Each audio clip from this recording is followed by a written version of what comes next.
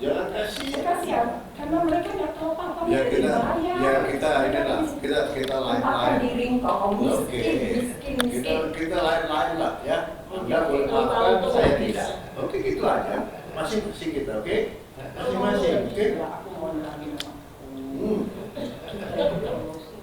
karena kau tidak pernah menjadi orang susah, tidak tahu. Nggak bisa. Kami asalnya dari kampung Ya, juga. aku juga. Makanya kita ini senasib, ya kan? Kita sependeritaan. Rezeki boleh lain-lain lah. Rezeki boleh lain-lain. Cuman kami ini susah dari dulu orang susah. Sampai sekarang pemerintah Indonesia apa sih yang kasih kita? Tidak ada. Ada yang dikasih 50 juta, ada. Ya, ada 50 juta kalau dikasih kan? Benar, ada kan? Nah, 50 juta itu setiap tahun dikasih sama negara. Setiap tahun. Nanti dulu nih kita. Setiap tahun ya 50 juta untuk satu keluarga. 50 juta untuk satu keluarga. Kalau anaknya satu, oke. Anaknya Pak Yani ada 7. 50 juta lo bagi 7. Benar nggak? Dapatnya berapa? 7 juta. 7 kali 7, 49, 50 kan? 7 juta. Itu bagi lagi 12. Itu untuk setahun. Berapa kau dapat? 500.000 per bulan. Begitu kau keluar, nanti dulu. Punya Allah. Nanti dulu. Itu Allah dari situ. Kita ada firman Allah mengajarkan kita. Kami juga punya Allah. Subhanahu Allah. Benar. Nggak nih, kadang-kadang sampai emosi. Oke? Mohon maaf ya, Mas ya. 500.000, oke? 500.000. Begitu lo keluar jalanan, keluar pintu aja, habis lo buat bayar token apa segala macam, habis token listrik, habis. Ya. Jadi ekspektasi para pengunjung di balik itu apa? Apa? Jangan timbul lagi itu ada Kepres, Impres nomor 17 dan Impres nomor 2. Ya, anak-anak PKI di Santuni. Kami nggak masalah. Karena ada PKI di Santuni karena kami juga dong harus adil. Masuklah kita ke MA, dibilang salah kabar kan itu. Setelah 6 bulan. Setelah 6 bulan. Ini harusnya ke PTUN. Capek. Sebenarnya kita Aku sama angkatan darat, kita pergi ke angkatan darat. Angkatan darat nanti. Aku sama Ibu Katrin ini bukan kita marah-marah, enggak. Cuman kita boleh lain. Anda boleh maafkan, saya tidak. Udah gitu aja. Tapi lu kasih nomor lo, kita mesti maafkan. Kita nggak sempurna. Oh iya, Kalau mau benar. masuk surga itu mesti bisa memaafkan. Kalau Nggak bisa. Kalau coba kita lihat kenyataan bahwa disebut dari perspektif korban, yes kita memahami cerita itu yang disampaikan, itu sangat menjadikan Indonesia Pak. Iya. Tapi di luar sana kan Pak, kita juga melihat bahwa mereka yang itu sebagai afiliasi PKI juga mereka yang mengalami kesulitan yang tak kalah tinggi apa yang dialami. Iya, tapi kita nggak pernah ganggu mereka juga kok. Bukan masalah. Terus dia juga jangan ngomong dong, itu G30S itu tentara sama tentara. Tentara yang mana? Tentara yang berkhianat. Siapa itu tentaranya? Termasuk angkatan darat juga ada tentaranya. Termasuk yang paling besar Cakrawirawan di situ. Di sini mas kita lihat sendiri, ya kita dibunuh. Kita dieksekusi di rumah ini. Diseret-seret kayak binatang sampai depan. Itu yang saya terima, nggak bisa. Ibu Yani setelah seminggu setelah kejadian itu panggil kita semua anak-anaknya, ngumpul itu di kamar situ. Kamu udah bukannya anak Panglima Angkatan Darat, kamu sudah jadi orang biasa. Untung Edi tidak ada masuk tentara, tidak boleh. Cukup satu orang saja. Siapa? Bapakmu. Cukup satu orang. Ya, untuk beberapa ini. Saya hubungan saya sama Riri, sama Katrin. Bukan saya marah-marah, enggak. Ya. Kami seraksi, ya. Kami sependeritaan. Itu. Pak Dewi, Anda melihat seperti apa? Bahwa kan setelah kejadian itu, bagaimana perlakuan terhadap yang mereka atau PKI disebutkan bahkan mereka juga mengalami penderitaan yang tak kalah baik yang dialami. Bagaimana Pak?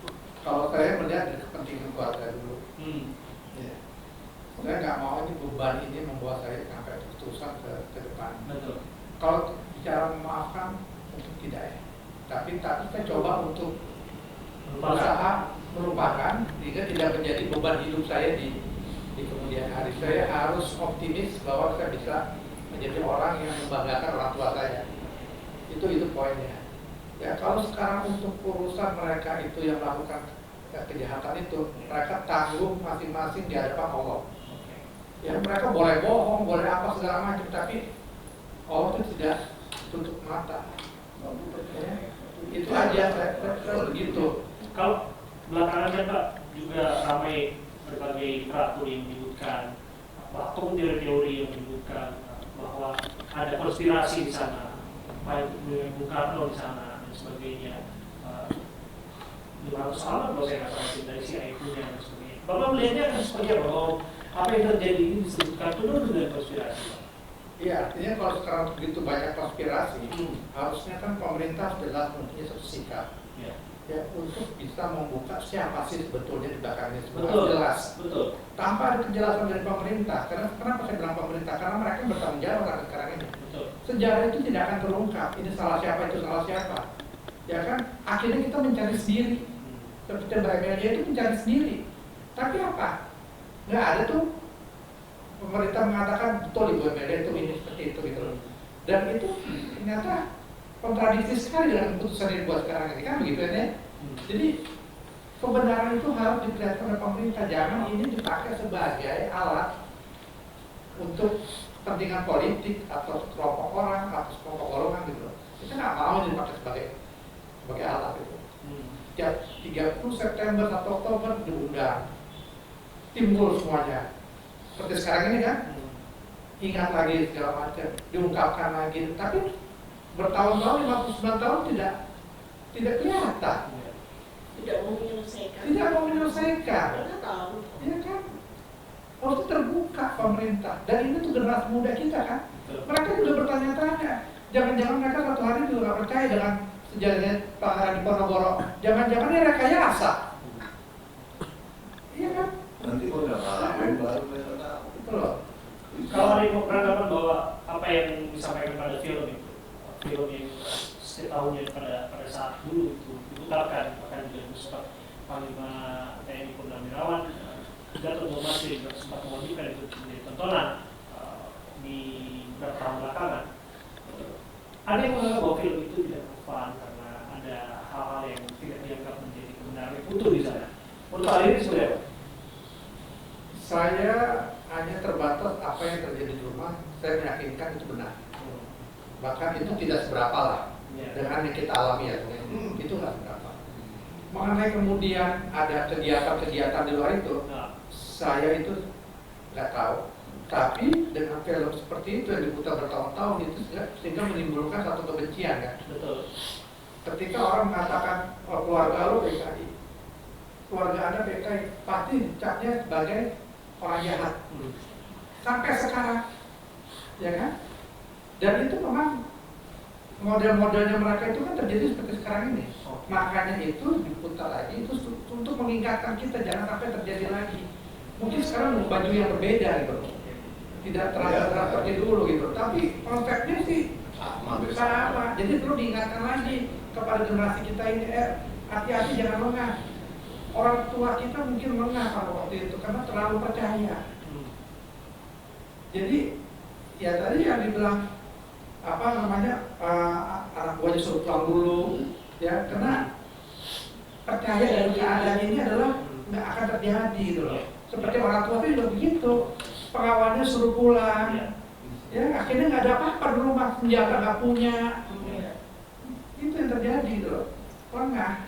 Bu Abel, kalau disebutkan bahwa ini sebenarnya konspirasi dan dianggap bahwa film ini terlalu berlebihan untuk dianggap kembali.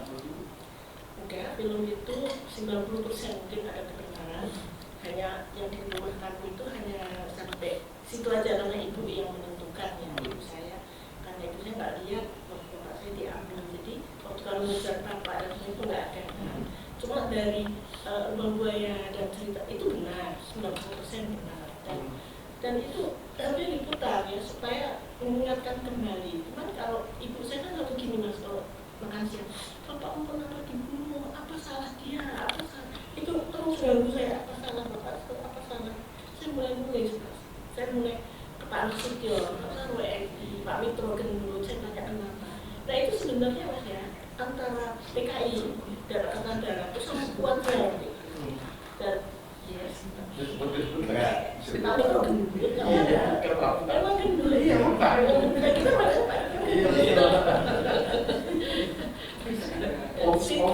Pak? Omikron gendut. Jadi itu ada saya tanya Pak Mas sama Bapak saya. Kalau saya nggak kenal ya di luar itu ya seperti apa. Nah saya nggak kenal di rumah Bapak itu. Jadi waktu itu kan Bikola itu gaya Malaysia dan Bung Karno pidatonya gini. Kita belum makan batu kalau gitu, tapi rakyat kan miskin sekali, makan bubur ya, tahun 63, 64, 65, Indonesia itu drop mas, ekonominya tuh di bawah dan perang, jadi 20 tahun merdeka di ITI, PRRI, Permesta, capek tentara kan, capek langsung tuh badannya kecil nggak makan, makanya bumbu juga, tapi disuruh perang mas tentara. Pemimpin besar Indonesia kita, panglima tertinggi ABRI, terus cinta wanita, happy dia. Tapi ini Pak Yen sampai nulis budgetnya berapa, ininya berapa untuk mengirim tentara ke Kalimantan Utara dan Malaysia. Itu kan duitnya harus punya, padahal kita miskin nggak punya apa. Tapi sekarang juga masih 2003 dulu masih ngantri beras. Minyak. Karena perintahkan untuk membiayai harga senjata petani dengan cara dulu tadi dipersediakan. kita makanannya. Pak ini marah, sudah ada angkatan darat, sudah ada polisi, sudah ada Babinsa, sudah ada untuk apa dulu tadi dipersediakan. Itu loh saya sudah tahu itu berbahaya. Nah, PKI ini karena mendapat angin dari Bung Karno, maka dia membuat propaganda. Kalau kita bilang hoax ya, itu propaganda. Jadi apapun yang Bapak saya lakukan, Dewan Jenderal. Padahal Bapak saya Dewan Jenderal itu kenaikan pangkat, tapi itu dipakai oleh Siang Komando sama di Politbiro sisi PKI sebagai senjata untuk menjatuhkan angkatan darat. Kemudian Dewan Jenderal, Gilchrist itu di bahasa Inggris, Honorable Army Friends, kan Bapak saya dapat kiriman bunga, ada tulisan terima kasih dari kami Nikolai Gilchrist, itu dijadiin senjata sebagai Honorable Army Friends. Kemudian ada lagi si sama Edit, di mana-mana ada pidatonya itu jenderal-jenderal Pentagon berkulit sama mata adalah pengkhianat karena tidak menyetujui belaitnya Bung Karno. Pokoknya waktu itu PKI mendapatkan angin segar. Nah, persiapanlah itu, dicari militernya siapa? Tuntung dari Cakrawirawa. Tuntung itu adalah dari Banteng Raiders, pasukan yang dibentuk bapak saya, pengalaman di ITI. Tuntung, terus si Latih yang di dalam buku bapak saya ini yang di Dewan Jenderal, dia tidak bisa naik pangkat, jadi marah. Itu semua dijadikan ini mas. Dan itulah awal dari peristiwa 1 Oktober. Dan itu semua Anda tuliskan dalam buku ya Bu ya. Ada banyak sekali buku ya Bu. Saya senang menulis mas. Luar biasa ini. Oh ini visi revolusioner, pahlawan revolusi. Kemudian juga ini ya. Profile of Soldier, itu profil seorang prajurit. Oh ini yang maksudnya nggak setuju yang FSAD tidak berusaha memaafkan, tidak memaafkan dan tidak melupakan. Nah kalau ini narasi karena semua orang tanya-tanya, akhirnya saya nulis mas dan saya boleh baca sedikit aja pendirian TNI ya. Di sini bapak saya bilang, lama-lama kalau bapak mendengar soal ini juga mulai percaya. Anti PKI tidak berarti otomatis pro Amerika. Sebaliknya anti Barat otomatis pro Timur. Kebimbangan ini makin memuncak ketika konstelasi politik akhir-akhir ini dibubarkannya masyarakat. Dalam menjalankan tugas tidak pernah kami bimbang karena kami mengerti untuk apa kami berkorban. Itu TNI itu mas. Saya kira bukti-bukti ketaatan TNI sudah cukup diberikan terhadap setiap penyelewengan dari tujuan nasional dari manapun datangnya telah dan akan kita hadapi. Itulah sikap TNI mas. Makanya saya maaf ya, pemimpin besar revolusi kita itu ngerti dia punya tongkat komando, dia punya panglima tertinggi ABRI hanya sebagai apa mas? Jabatan. Tidak ada, nggak minim, nggak ada artinya gitu. Nah, bulan ini cerita saya satu aja. Waktu jenderal-jenderal itu pergi ke Bogor karena saya demo waktu itu mas, masuk ke istana, yang senior masuk istana saya di luar itu SP 11 Maret ya.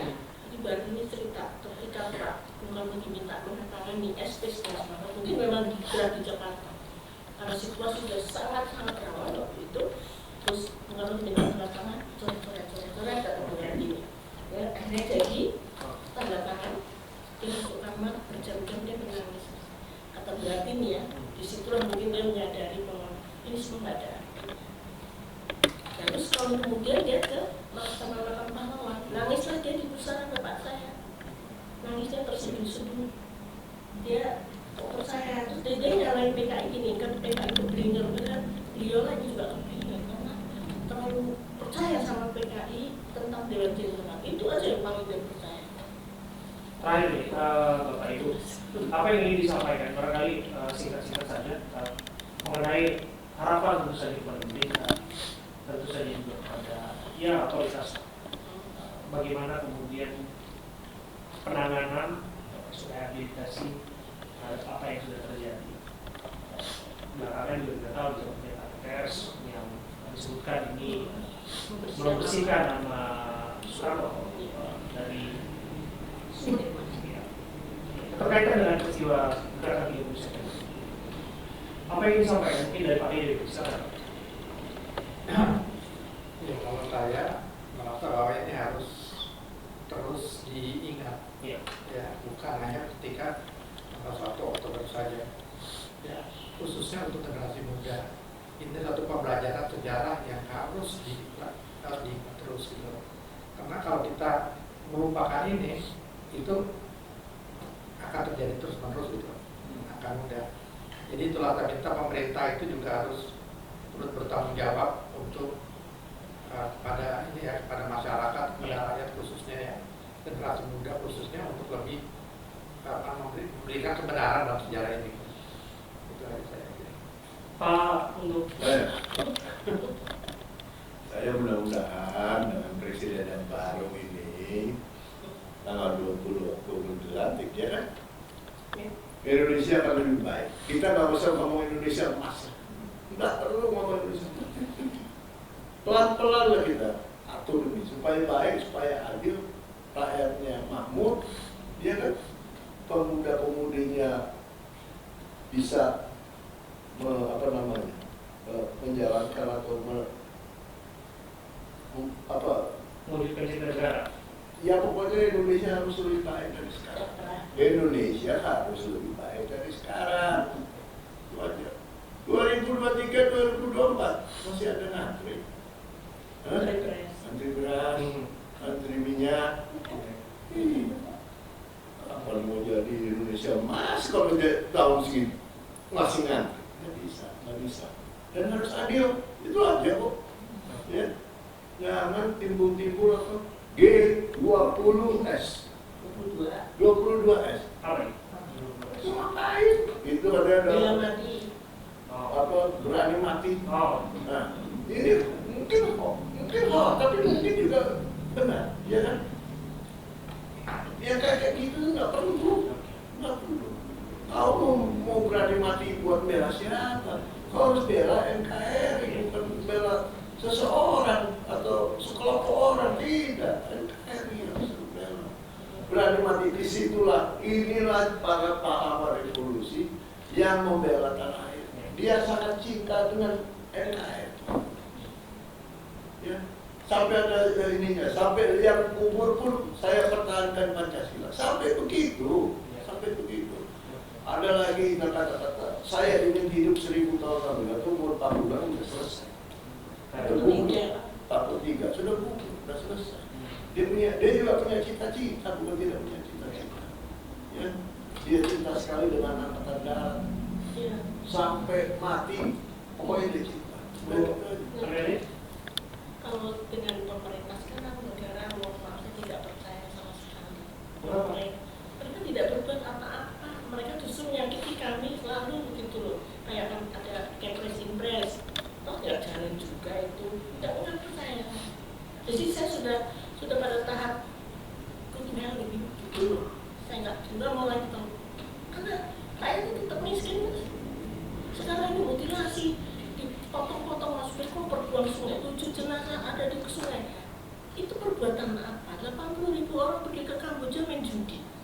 10 tahun berjudi.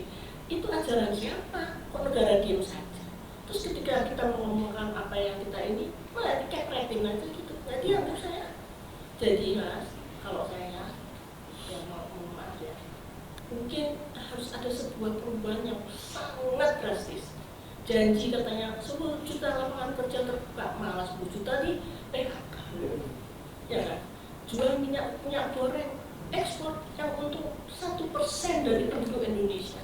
Yang lain kayak kita ini tadi Mas bilang 500.000 kita per hari. Per bulan. Per bulan tuh. Ya ada terima kasih kepada mereka yang sudah Mas lihat bapak saya dipotong leher, udah gugur masih dipotong lehernya, masih diambil matanya. Ya kita tidak menuntut lebih kita. Ya bukan. Kita dikasih segitu pun kita terima. Apa ya? Kasih sembako aja dia. Boleh sembako. Itu Mas, kalau saya mohon maaf, saya sampai saat ini saya belum bisa menerima karena ternyata tidak ada apa-apa. Dan saya nulis begitu banyak juga. Tahu nggak Mas? Kita mau ngumpul nih, mengatakan revolusi mau ngumpul, kan ada ruangan, ada makan, ada ini ya. Terus kita saya ngemis Mas, kata bapak di DPR kemana? Ya semua duduknya gini liatin SMA dulu, aku terhina sekali. Saya anak revolusi harus kumis. Ada Pak Benny udah bilang sama saya dulu, jangan tangannya begini. Benny itu kan deket ya. Dia bilang saya nggak mau lihat anak Pak ini tangannya begini.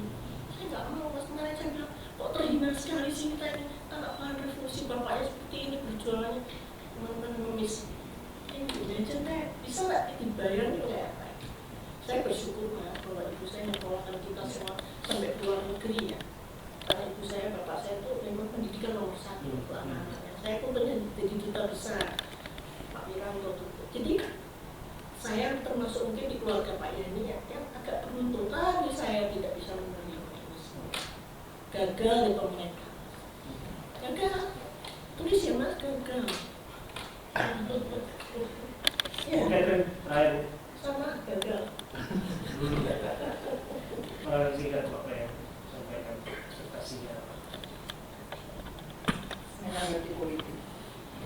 Saya mau damai aja. Dengan mendapatkan damai ya belajarlah kita menerima apa adanya, tapi di belakang kita lebih banyak bersyukur dan berdoa. Kalau perlu sekali-sekali puasa untuk bangsa ini. Karena kita hadapi itu memang semua. Ya, itu. Penjahat.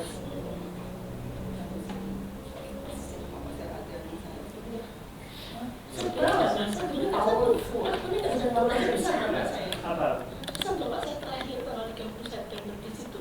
Saya sama adik-adik saya ngadepin bapak bilang nanti tanggal 5 Oktober semua ikut Bapak ke istana. Ada anak-anak, ada hari abrit ya, ada minyak wangi yang tumpah. Nah itu siapa malaikat mungkin diambil itu minyak wangi kasih ke saya, adik-adik saya. Dan pesan terakhir adalah kalau ada yang tanya dari mana harum wanginya, bilang yang dari Bapak. Itu saya pegang hari ini. Jadi saya mau berjuang untuk kebenaran. Kebenaran itu ada di sini Mas. Yang tidak diakui oleh negara tapi hari ini yang apa-apa. Ketua MPR sekarang tahu apa sih, tahu sejarah apa enggak dia? Dia mau menjaga nama baiknya sampai kapan? Nama baik itu ini yang berkorban jiwa raga, ya kan? Itu aja Mas.